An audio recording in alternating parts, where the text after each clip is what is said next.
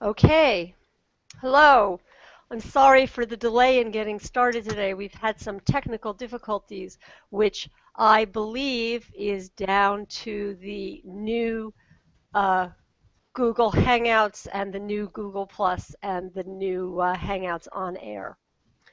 So I know we've got some people who might be trying to get in here. I'm having all sorts of problems. So if we have technical problems and we disconnect, I will try to restart the broadcast, but then it would be a new link. So let's see if we can't get this going with this, and we'll see how we do.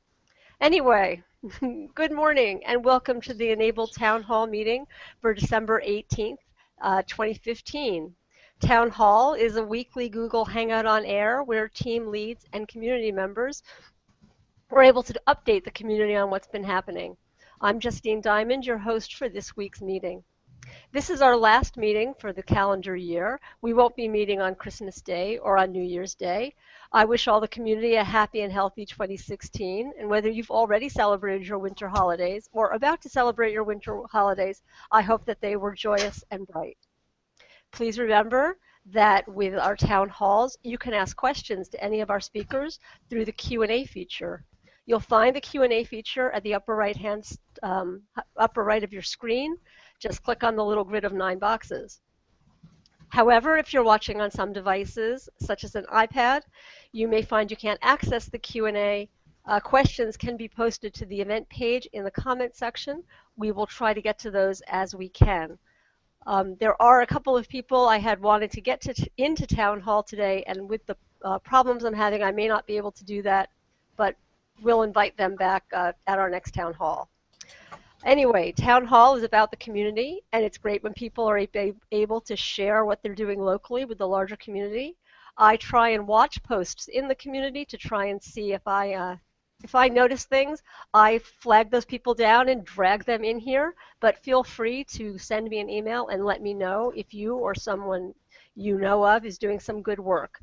You can email me at events.enable@gmail.com, or just flag me on a post in the community and say that this is something you'd like to see at Town Hall. This week, as we round out the year, we have a couple of updates, but I suspect our meeting today might be a bit quick because I'm sure everyone wants to get on with their holiday preparations. So what's been happening? As always, you'll find the calendar on the community site as well as on the foundation site. If you are hosting an e-NABLE event, please be sure to let me know so that I can have it added to the calendar. If you're interested in helping out with maintaining that calendar, let me know because we are looking for some volunteers to help out with some of that on the community side. If you hear about an event, let us know. If you are interested in being at an event and want some help getting yourself settled and sorted for that, drop me a line and I can try and help you out. We did have some exciting news in the community this week.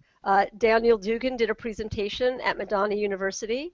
They're building a lab space there, and they're looking forward to working with the community, and he promises to have a video out shortly about his presentation. You probably saw the links to the e-NABLE Community Foundation partnered with Fathom to create this really cool arm design, which is actually called the Isabella arm and should not be confused with the other Isabella arm that I'm going to talk about in just a few minutes. The collaboration with Fathom was mostly due to the very hard work of Andreas Bastian, who should actually hopefully be able to join us in a little bit with some additional news. Not about that, but about something else. Some really big news was Google's video for the year in searches featured Stephen Davies and Drew Murray's wonderful Isabella arm. There's a link in the community to that video, and I suggest you check it out because it's really exciting to see it. And that particular video with this little girl is just, it's brilliant, and it makes you want to cry because it's really sweet. So last year, that same video featured John Schul and the RIT arm. So we are very excited that we have gone 2 for 2 with that. It's good news. Apparently, Drew and Stephen, who I was hoping to have come talk about it, but apparently they're going to be releasing those designs very soon. And I just saw in the community that they have some very exciting news in about a week. So I am hoping to bring them here to share that news, which I don't even know what it is, in a week. But they've been doing some very good work for the community with arms, especially since people recipients who don't have wrist or don't have adequate wrist movement need something else. They can't use a wrist-powered device. So that's sort of it for me from now. I'm going to pass this over to Rich Lehrer to talk about some education stuff, and I believe he has a special guest. Rich? Thanks, Justine. I actually have a couple of special guests. So typically when I speak about the education side of e-NABLE, I speak about broad strokes and sort of larger initiatives, and there are plenty of those. This week saw some really interesting developments in our efforts to scale e-NABLE, the education side, to scale it globally. So John and I participated in a conversation with MIT's D-Lab and another organization called Tech for Trade, and we're talking about some really interesting directions of taking e-NABLE into schools around the world in both developed and developing countries, and so there'll be lots of developments happening around that. But I thought I would kind of change the trajectory a little bit today. And I thought I would introduce you, we would bring the scale down to a personal thing. So although we often talk about e-NABLE, the great work we're doing with groups of people and around the world, I thought today we could focus maybe just a little bit on some personal experiences with e-NABLE. So I have with me my son, Max, and Max is the reason that I got involved in e-NABLE in the first place, and if any of you watched our kickoff of the e-NABLE Educators Exchange, we showed Max and talked to him a little bit about the prosthetic that we made for him. I'm also sitting here with Nils, and Nils is one of my 8th grade students, and I often get questions from teachers about how do they integrate e-NABLE into their classroom? Does it become part of the class? Does it become part of some of the more informal parts? So I thought I would bring Nils. Nils has the great distinction of being one of the first students in my club to actually finish a hand by himself. So I thought he could maybe talk very briefly just about why he chose to be part of this club, the process of building the hand. I think we're actually going to maybe try get Max to try on Nils' hand, although Nils didn't build this for Max. We're going to send this hand on to e-NABLE, our matching service, to have it sent to our recipients.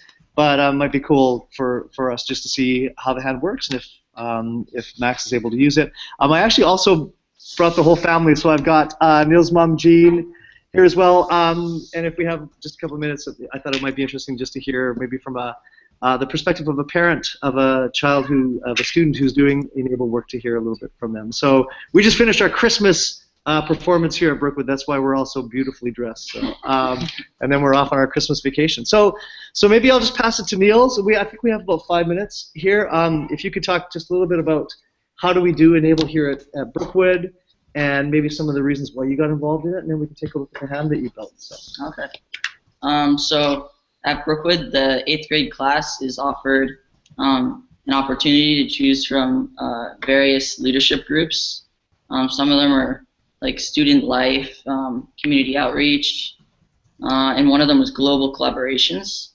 And we work with the e-NABLE hands, building them, and with our partner school in Rwanda, Faway School, who we actually just sent 4 kits of hands to them, and we're going to be helping them to build their hands, and maybe in the future help them 3D print them.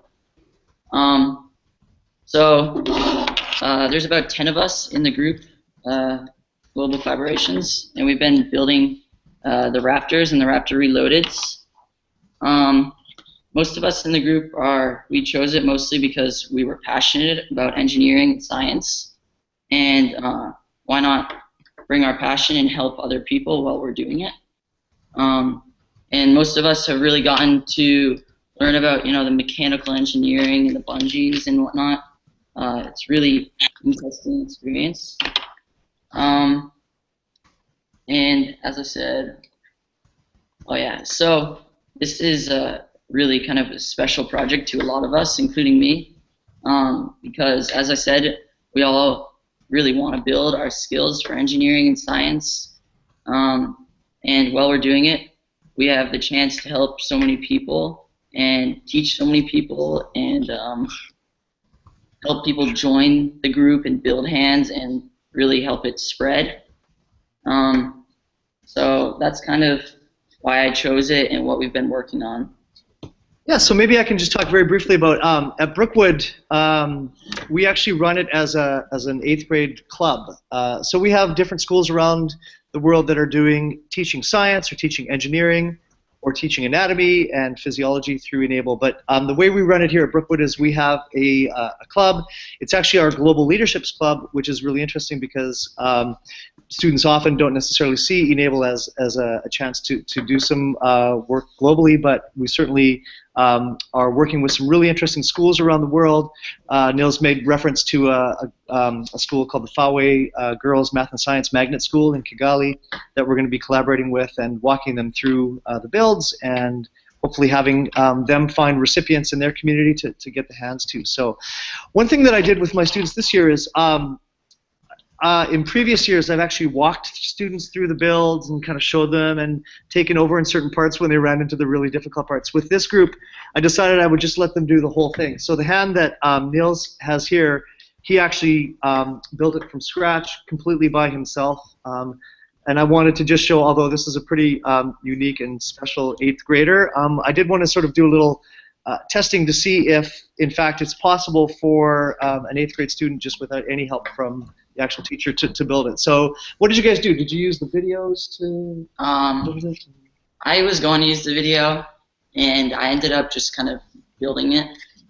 Once or twice I had to take out a pin or two, but at least the Raptor was fairly straightforward once you kind of saw a picture. And well, we got to see it working first originally, so it was a little bit easier. Cool. So we've just put the Raptor on max. Again, it's a little bit big because we didn't scale it to max. But you want to try to bend it and see how it works? So. All right. Yeah. So it's actually working. We could even see if there's something. Maybe there's a little roll or something. We'll see if there's something that the max can actually pick up with that. So. Yeah. So we got some adjustments to make, but it looks pretty good. And I can just see a couple little tweaks that have to be made in the tension. But you know, one of the things that we're finding with the students is there are incredible opportunities to do little problem solving and critical thinking as the students build the hands themselves, because certain little issues arise in the actual construction of the hand. So so nice job, Nils. One thing I actually asked Nils to bring. So one thing that we're seeing with our students is not just certainly the building of the hands is incredibly profound and meaningful, and to have kids involved in authentic work like that is pretty amazing. But what we often see is our students then wanting to do some other designing and building. So I asked Niels to bring in one of his little designs here. Maybe can you explain, like, what is it that you designed and built and why? So for a few years I've been passionate about networking and kind of data centers, and I'm rebuilding our home network right now. And small things like the mounts for little servers that are really just basic pieces of plastic and don't even need to hold very much weight can cost anywhere from $50 to $200, and it's ridiculous. So one of the things that I just been working on is taking this piece, which mounts on either side, and printing them and drilling the holes, and it's an easy way to save a lot of money on that and be a little bit intuitive. Yeah, and so what we're trying to do is teach students sort of design thinking and critical thinking and problem solving, and certainly this is a very common thing that happens with schools that come on board with e-NABLE is we're able to leverage the high level of engagement that we see from students and then use that to teach other things, like having students design actual problems, design solutions to actual tangible problems in their community.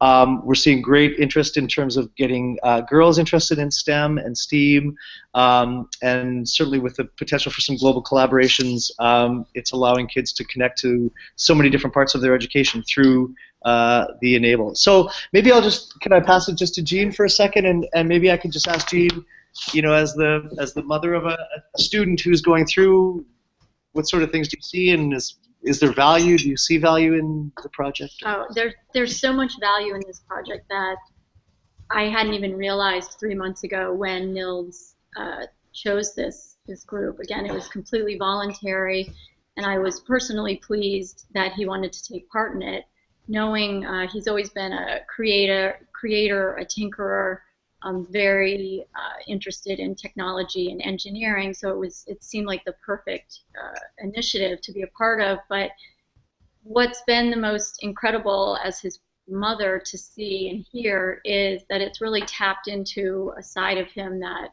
we just haven't seen or heard, which is how to help, how to use this brain power, this intellectual property to do good for the greater community and at large, globally.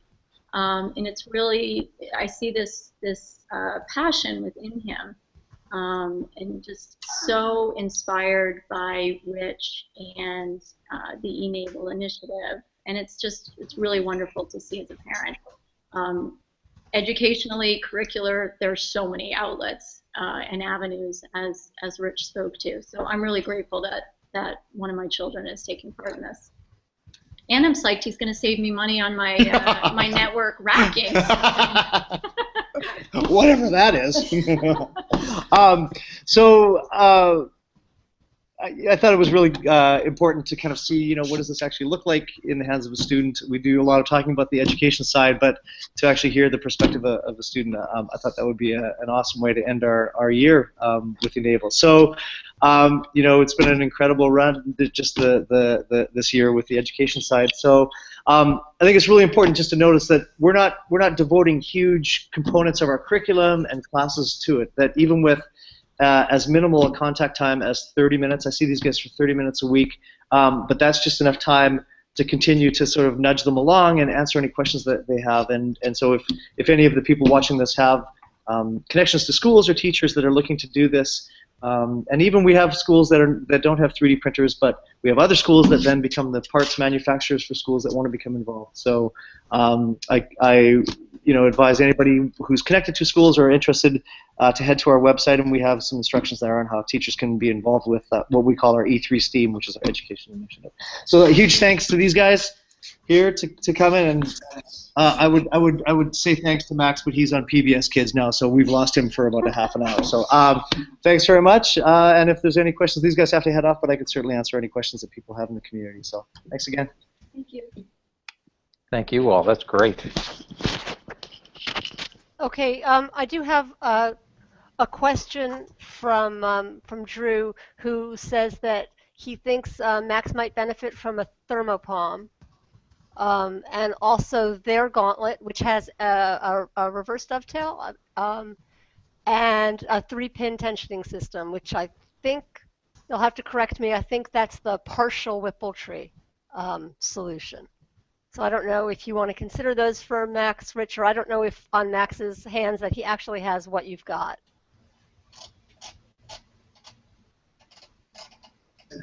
I'm really sorry. I was actually saying goodbye to these guys, so I heard my name. That's okay.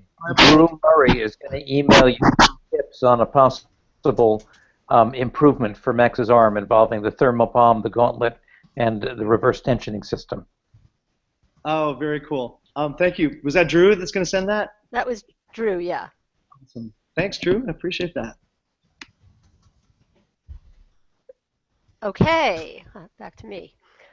Okay, so we've got a guest engineer, Mahmoud. He is an Iranian engineer in Coimbra, Portugal. He's doing some terrific work on flexible silicone fingers, and he's done some really interesting analyses to show how the number of grips attained increase with soft coverings, adaptive grips, and the synergies between those metrics. And John Schul let me know about his work, and I would like to pass it over to him so he can share some of what he's been doing. Hello, you hear me well? We can. Yes, Hi. Okay, perfect. So thanks for the invitation, and it's been great. We had John about 2 months ago here, and it was a very great visit because it basically helped us to find a little bit better our roots that I'm going to describe you in some minutes how we are doing right now. But basically the concept that we have been working even before we start with the concepts from e-NABLE was basically soft fingers and soft hands, and with that you can see a prototype of a finger here. That here these joints are basically resins, they are polymers, they are not basically revolute joints. So probably some of you have noticed that if you put a kind of elastic material around the fingers, it increases a lot the functionality. And then if we also put if you have a similar material on the joints, it also increases the adaptability of the hand to a wide range of objects. This was our first hand, and here you can see one of basically the first developments that we had, which is this is a motorized hand. It has 3 actuators, and it has a very good adaptability to different objects. And then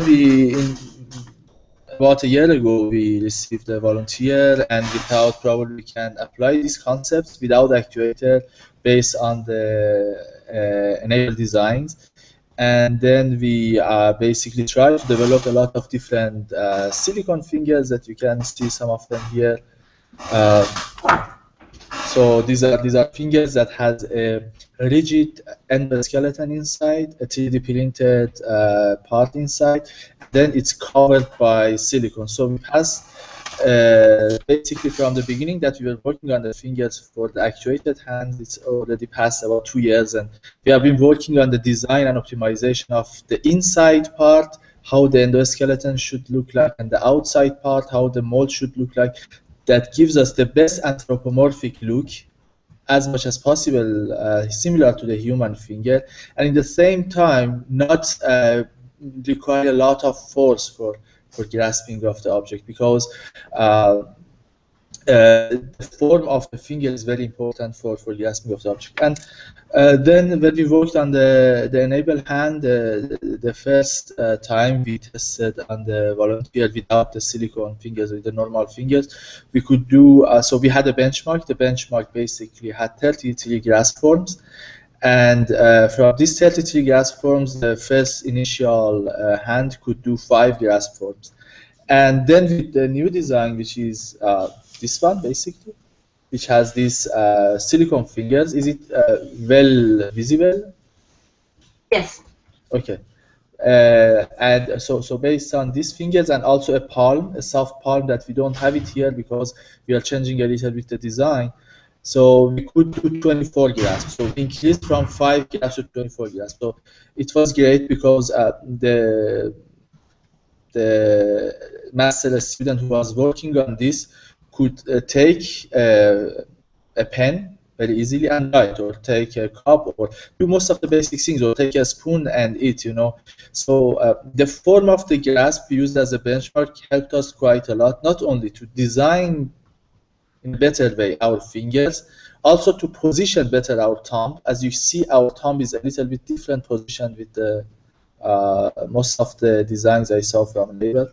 Is it visible? Yes. Yeah.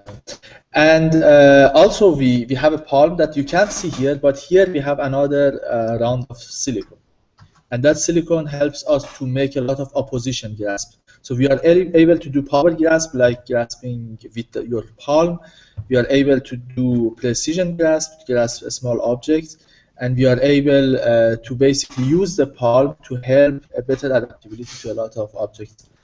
And so basically this was up to the point that John was here, and then I typed to John, and he also introduced me the e-NABLE Makeathon challenge from Red Cross, and we started to participate on that. We passed from 150 teams, we passed the first step. We are on the 35 teams, and hopefully next week we will be on the 20 teams. And it's been great. We got very important and very good feedbacks.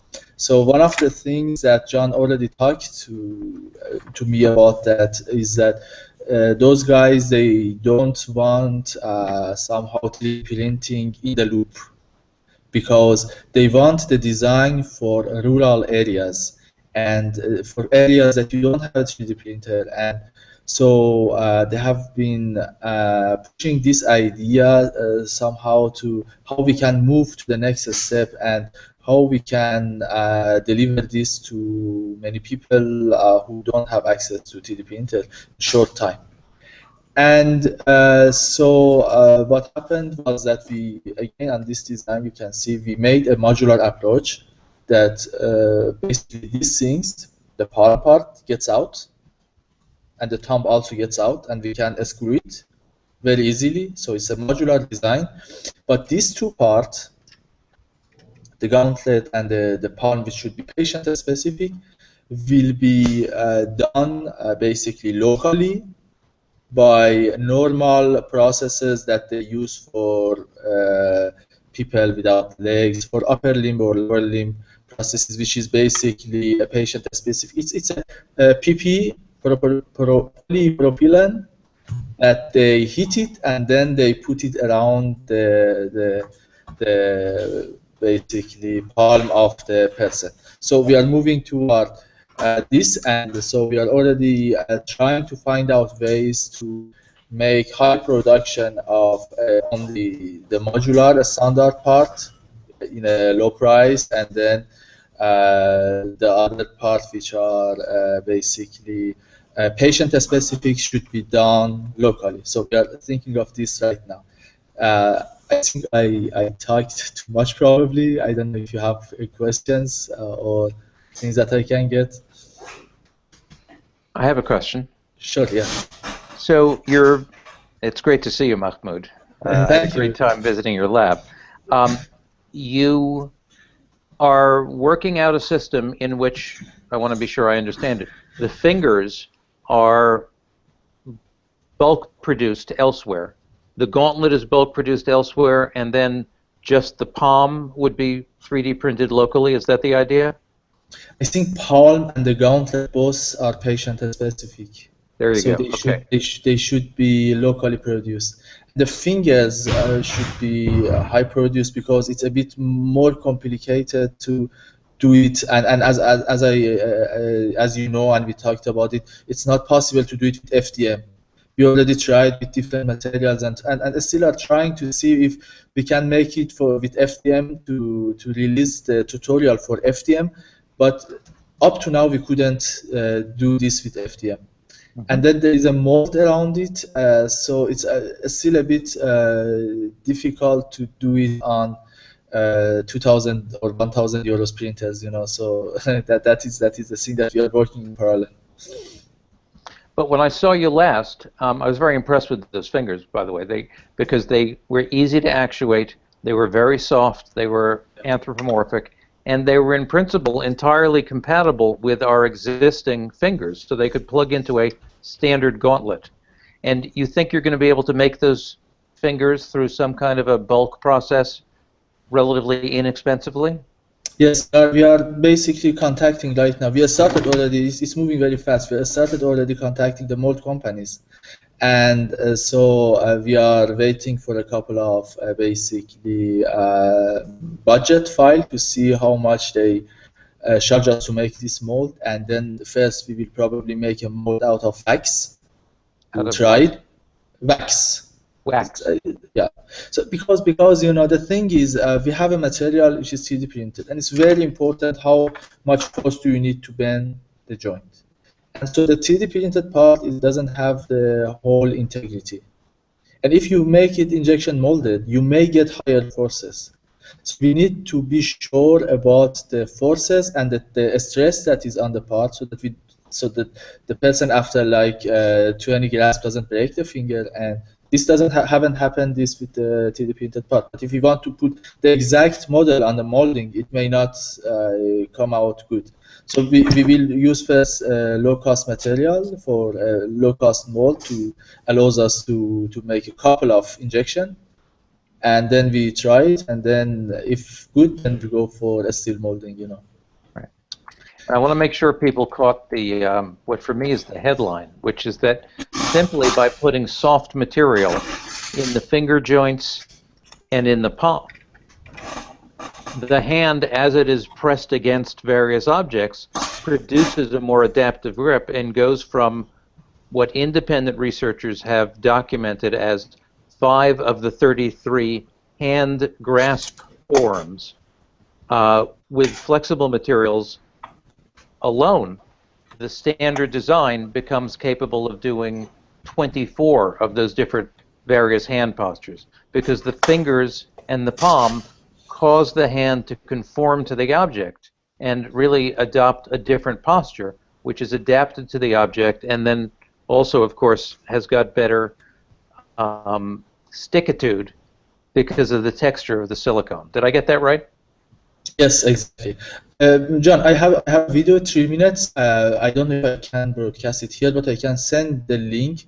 People can just take 3 minutes and see that video. And then the other thing is that you asked me to reflect this on e-NABLE. So this is the video already made a couple of days ago. So this is, I think, a good video to describe the whole idea. This is the video for the Makeathon that they asked us to basically do progress reports. So it's a 3 minutes video. I'm just sending it here. I don't know if everybody wants to watch it now or later or whatever. I don't know if viewers are able to see it. But And we'll post it. We'll post it on They're the page. there we go. I'm looking forward to that. Thanks. Okay, thank you. I don't dare do it right now because I'm having some problems keeping this whole thing together in live right now. So, you know, there's one thing I saw in the lab that you haven't shown, so you should either send a picture or show it now if you have it, which is this endoskeleton that you're embedding within the silicone. Yeah. So is this one? There you go. Is Come this- closer to wait the a minute, camera. wait a minute. So this we have this version and we have this version. So these are 2 versions that we have.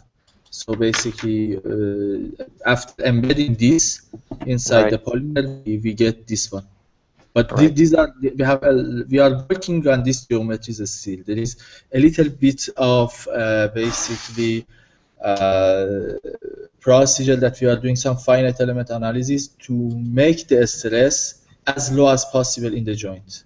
So it gives it a higher life. It doesn't break, after a couple of movements. So because molding is an investment that when you do it, then you can't change it. So we are taking these little steps. In parallel, a lot of things are going on. So probably we hope in 6 months or something we will be able to do it. Hopefully. To have the funding, to have the molds, to have the design working. So Very exciting. Thank you. I have a quick question. Sure. I'm not sure I know what Makeathon you're talking about. Do I? What is the Makeathon? Yeah, so Makeathon is basically a series of competitions that makers on different fields do. And this year, Red Cross made a Makeathon for disability. So if you okay. search, I do know about that one. I do know about that one. Red Cross. and by chance, it has the same name, e-NABLE. Yes, right. That Yes, was, I think, that was like basically totally random, right? Yes, right. Yes, but then we found each other and we were very happy. That's right. Yes, Got we it. had one of the people from the International Red Cross come and join us at Town Hall about 3 weeks ago, if anybody wants to check that out, and he talked about the project. Well, thank you very much. I don't see, the only additional question I see so far is, oh, I just scrolled past it. I did see one. Is from John Diamond, it's not related to the fingers. He asks if anyone has designed of or knows of a screw-on thermoform palm for the latest revision of the Phoenix palm, and that would be with mesh holes around the edge to screw onto the palm, rather than the palm with an integrated thermoform mesh. I don't know thermoform mesh palms. I guess that's Drew and Stephen and Andreas have all done work with that. I don't know if anybody's worked with the Phoenix. If anybody can let John know or let me know, I'll let him know, and we can go from there. And my impression is that there's a file on the Phoenix beta testing thread in the forums that is compatible with the a thermopalm bolt-on thermopalm mesh that's compatible with the Phoenix, but I'd have to double check that. Okay, I'll have him look. We can figure that out. Okay, and speaking of, I have a quick question. If, yes. You don't mind. Okay. So basically, one problem that we had with the amputee that we are testing is that when he puts his hand in, when we have the flexible basically material, it doesn't work very well because it loses a little bit of the movement inside. Right. And if you put the rigid material, he was just trying. We didn't want to take this to the end, because to have at least a little bit freedom for his wrist. But then when he was trying to push, his hands was coming out to this direction. So I heard a couple of new implementation on Palm about the Palm. So can somebody describe me or any idea that we can solve this? So have you tried the thermoform?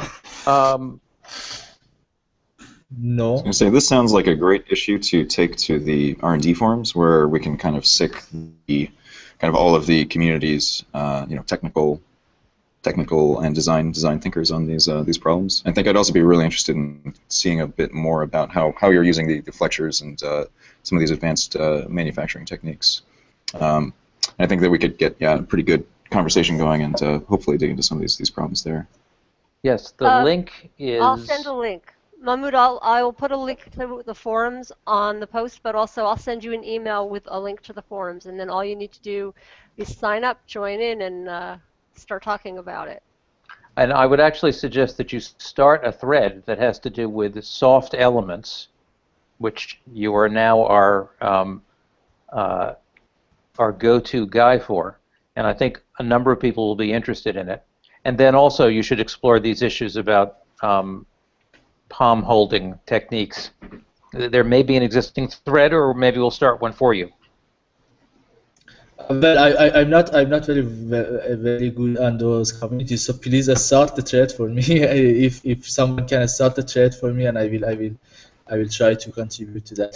And you told that you will send me the link for the Palm, because that is important for me. Thermoform, right? Yes. Okay, that's great. I'm making a note. We owe Mahmoud info on thermoformed palm, and we'll start a soft and a link to the forum with a soft materials thread. Okay, we can do that. All right. Well, since it was Andreas is here. One of the big projects we did at the Autodesk University event was to do a device design challenge, and I think Andreas is going to update us on how all of that went. Okay, yeah. Okay. So this was a really interesting experience, because this is the first kind of true hackathon that e-NABLE has conducted with actual source files. I've seen a couple of hackathons. This was maybe about a year and a half ago. I saw another hackathon that all of the right parts were there except for the source files. So it was a resounding and disheartening failure. But this one was really exciting because we were working at Autodesk University, so which is again is this conference for all of the users of all of Autodesk's design software. So we had a lot of kind of professional designers there, and we had some well-defined design challenges. The first two involved working with the Raptor Reloaded and modifying the palm and finger geometries to account for kind of extra thumbs or extra fingers. And the third design challenge built on some work from a member of Adam Arabian's lab. who made a modular attachment for the Raptor Reloaded palm that kind of allows little modules with specific functions to be slotted in, locked in, used, and then unlocked, removed, and swapped. So we invited people to build upon that, and so we had a good turnout. A couple dozen folks came through during the afternoon, and we actually extended the hackathon and took it to the main floor and the main booth, and so got a lot more engagement there as well. And some kind of quick notes and interesting things that we learned is so we've talked about kind of the importance of design and how relatively speaking, designers are a small fraction of the broader population of the e-NABLE community, and so it's a really important thing to continue to push forward. And we also learned a bit about how to engage people with designing and iterating upon these devices. So we initially scoped out 4 hours for the hackathon. And we saw some good progress in 4 hours, but realized that we really need to give people, a good week to kind of sink their teeth into these problems. So that was a really interesting thing that we learned. For context, the kind of design and testing time that went into the Raptor Reloaded, we're looking around 400 to 600 man-hours of design testing time to kind of contextualize, how labor-intensive and kind of rigorous some of this stuff is. So it was, it was important to ask people just to modify and, or extend specific parts of the geometry in order to kind of fit it within a hackathon-sized thing. So, given there were, a couple of hiccups in terms of, the modifying the Raptor Reloaded, because it's such a big and complicated assembly, it proved to be a bit more challenging within the scope of the hackathon. However, we saw a ton of success with the modular adapter. So with that, I'd like to go through and share the winning entries. The judges got together last Friday, I believe, and went through and scored the entries on functionality, concept, and printability. So I'll go ahead and share my screen. So does everybody see a nice 3D model? Yes. Excellent. Yes, we do. So here we have the base Raptor Reloaded with Jason, and I'm blanking on his last name, Jason Lavicare. Okay. Who he designed this fantastic mount here, which you can see bolts over the palm of the Raptor Reloaded and has this kind of buckling portion here. And the way that works is this kind of blue-purple part here slides out and opens up this kind of octagonal cavity, letting a variety of attachments fit in there. So the winning attachment is something relatively simple, very well executed. This is a toothbrush holder. So something very simple. It's a toothbrush is kind of a long, skinny object that can be kind of hard to grasp with the current design. So this is just something modular that slots in. So let's folks brush their teeth. Let's see the running up. Let me just bring up the notes real quick with the. Oh gosh, I might have misplaced these. Just scanning really quickly for the rankings. Let's see, here we go.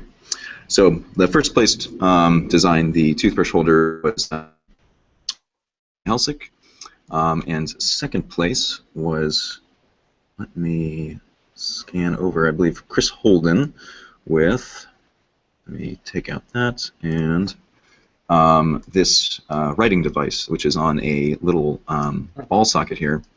So it needs a little bit of work to be made printable, but again, it's a very specific attachment for holding a pen or pencil to support writing and drawing. So we really like that. So that was Chris Holden's design. The third place design is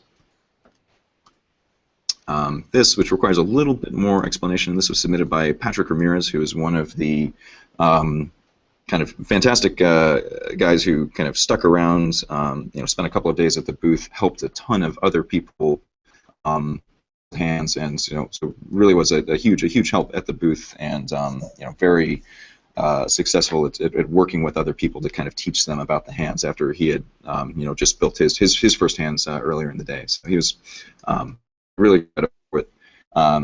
This is a device for holding.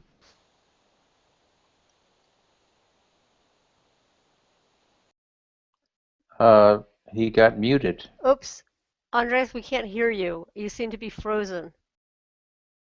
Yeah, I've been having, it's not, probably on the Google end, I've been struggling with some of the tools to keep our bandwidth up and keep us going.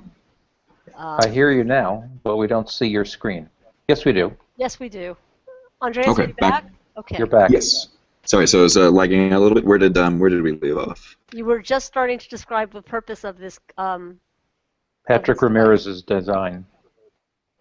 Okay.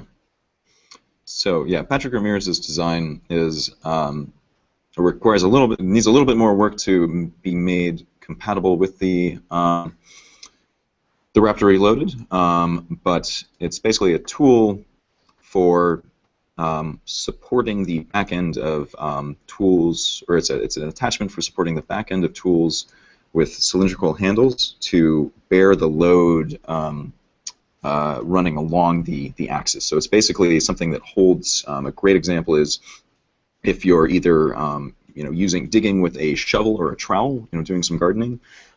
This is something that interfaces with the hand and supports the back of the tool so that you can exert that downward force, that kind of digging force with either the trowel or the shovel. Or if you're, say, holding a tennis racket or another piece of sports equipment, this supports the loads along the axis of the tool or the whatever that cylindrical handle is. So an interesting concept. One of the kind of important aspects of it is you can see these different diameter circles proceeding inwards. He did this so that the center of mass of the handle would always stay close to the hand, which is kind of an interesting kind of attention to detail. And finally, one of the submissions that was actually from somebody on the Fusion 360 team, so we're giving them an honorable mention because they're have a bit of a leg up in terms of being already expert users of the tools.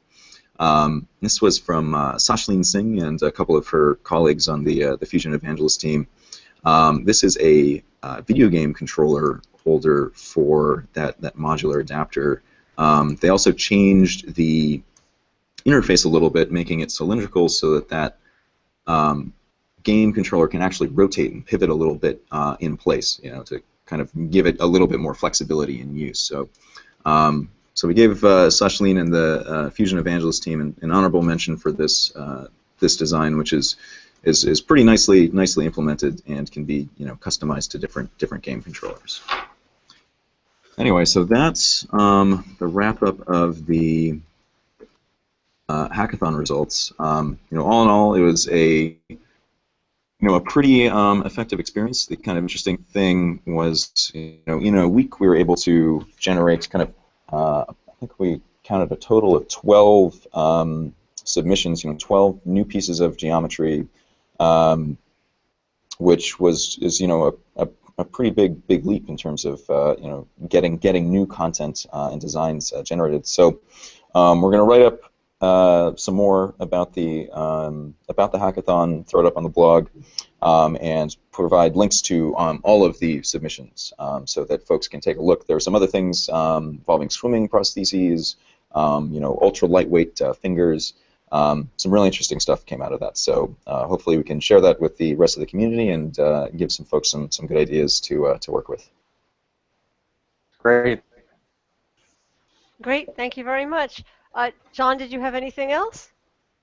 Me? No, I just want to Your congratulate Andreas and Justine Diamond for the Herculean effort involved in getting that thing organized. I was present for some of it, and it's not a great spectator sport unless you walk around and really sort of look over the shoulders of the designers. But once you do, you see that there's a great deal of really sophisticated work going on, and we're going to be doing more of these. So it's great that it worked. It's great that we're learning how to do it better, and I was really impressed by Andreas's point that apparently the way to make these tractable problems is to focus on specific elements, and that supports what we've been doing ever since we designed the Raptor, which is trying to identify modular components with standardized interfaces, which we're also doing in the ARM and in other things. It's an important point for crowdsourcing design and then pooling together best of aggregations. Exactly. Yeah, it's those interfaces are really important. It was interesting. One of the I watched another kind of expert CAD user, spend 4 hours trying to integrate some sort of a kind of a cam linkage assembly into the thumb to improve like the mechanical efficiency of the tendoning system, and that's a really hard piece of design work to do. And he didn't get nearly as far as a lot of the folks who were just building on that very simple attachment point. So those kind of well-documented mechanical interfaces really let folks kind of move and iterate much more quickly. So that's really exciting to see. Yeah, we definitely had some successes and learned a lot about running these in the future. I'm looking forward to rolling out some more of these sort of challenges both within the community and within the community at large, not just the G+ community, but the world at large, because I think there's a lot of potential there. And it was really interesting to sort of walk around the room and watch these people working and sort of peer over their shoulder, as John said. And what's interesting is the hackathon was actually only supposed to run until 5:30, and at 5:30 nobody really wanted to stop. So we actually commandeered one of the tables upstairs in the assembly area and sort of moved those people over and set up to continue people working on the hackathon. And for that afternoon and then the next morning, or that evening and the next morning, people continued to work on designs. And I've never seen anything like that. It was really spectacular to see that sort of enthusiasm, and I'm looking forward to doing more with that. I'm actually, within the new year, I'm really looking forward to that. I don't see any additional questions. We're running out of time, but John, do you want to wrap things up? Yeah, I'll wrap things up first of all by saying it's the end of a mega year, and it's the end of a mega 6 months also. Since roughly August, for example, I've been traveling. It's over now, thank God. I made 1 or 2 trips to different cities every damn week. That included the visit to Mahmoud's lab in Coimbra, Portugal. But I've been doing a lot of traveling, and that has meant that I've spent most of my time doing that.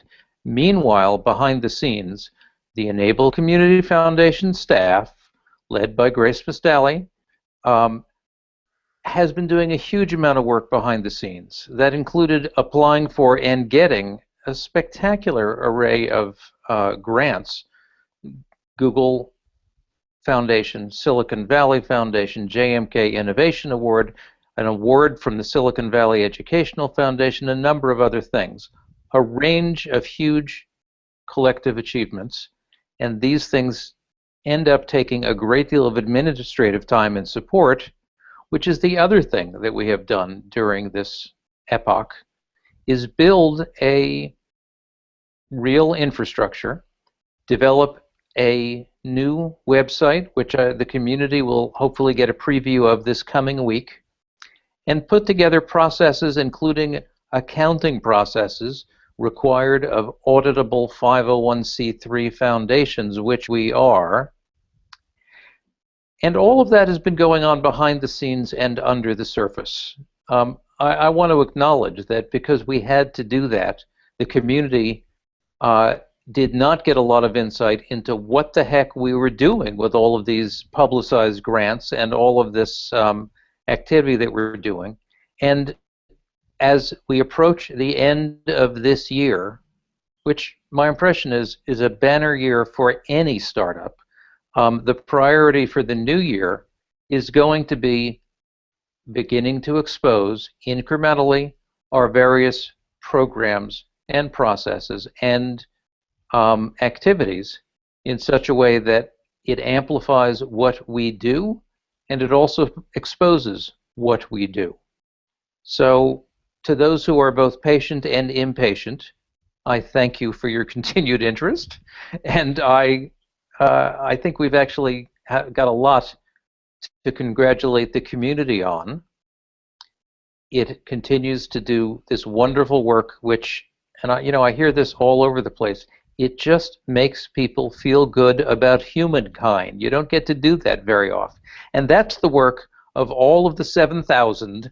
Everyone watching this, everyone who watches it later, everyone who's involved in the Google Plus community, everyone who follows our allied blogs and websites like Enabling the Future, that whole ecosystem is really making people feel very, very good because we're doing really good stuff. Part of that is the foundation, which is what some of us are obligated to devote some real time to. But I think we're over a hump, and without overpromising, I want to say that we're all agreed that it is time to start rolling that out. So watch for the website, which will become the outlet for bringing out various programs that will support the community and its goals in the new year, of which, Happy New Year. We have an additional question, and I have one other thing before we go. Andreas, this will be more for you. Thierry asks if there is a reason that the extremity of that tool holder's internal shape is not just conical or paraboloid.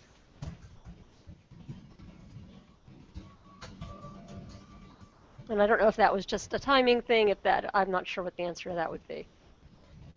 Sorry, here there's, sorry, I just got some Wi-Fi issues. Yeah, you and me both. There's a question from Thierry about the tool holder, a submission, if the internal shape is not just conical or paraboloid, I guess why it's stacked the way it is. If there was a Move reason. any QA to the Google Plus community or forums. Sorry?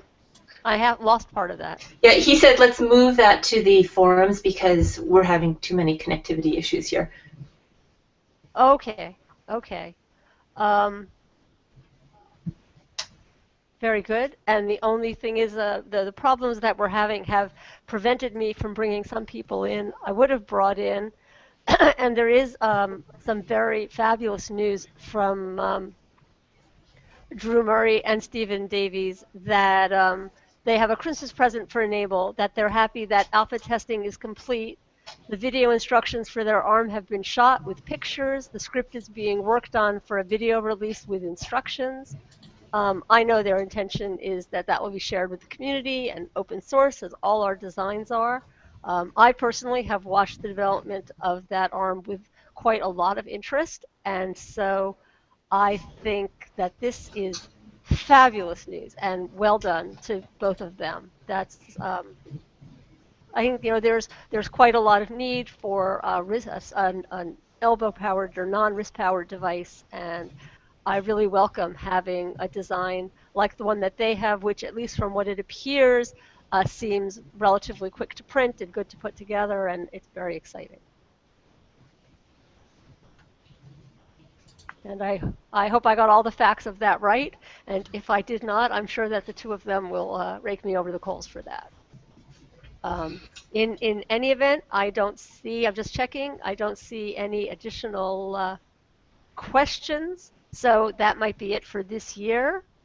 In my house, we're going to be spending the next week building a new printer to add to our little collection. I hope to have some cool things to share with you from that in the new year. And until then, if nobody has anything else, we're going to sign off. So Happy New Year and happy printing.